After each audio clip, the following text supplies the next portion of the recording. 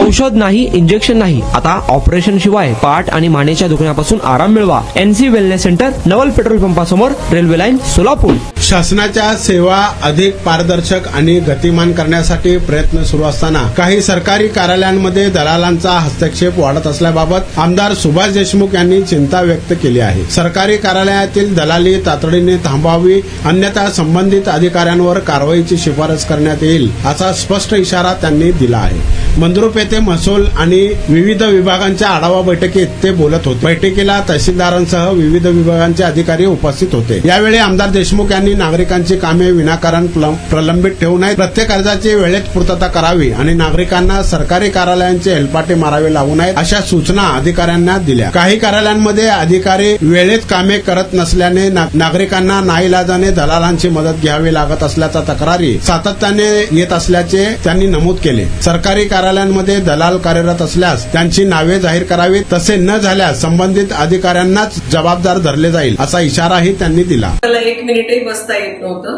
परंतु NC wellness मध्ये मला ट्रीटमेंट घेतल्यानंतर आता जवळजवळ 1 तास बसता यायला लागला आहे. 2 वर्षापासूनच मला नेक पेनचा त्रास होता. ट्रीटमेंट जी मला मिळाली ती बेस्ट ट्रीटमेंट होती, कारण ही नॉन सर्जिकल ट्रीटमेंट होती. त्या स्टाफ कडून, डॉक्टर कडून मला खूप चांगला ट्रीटमेंट मिळाल्या. माझं नाव उमेश साळुंके. ते जावई आहेत आणि सांगितलं बाबा त्यांना कुठे सांगितलं मित्राने NC म्हणून सायंटिफिक पद्धतीने होते असं सांगितलं. मला 4 दिवसातच थोडा फरक जाणवला.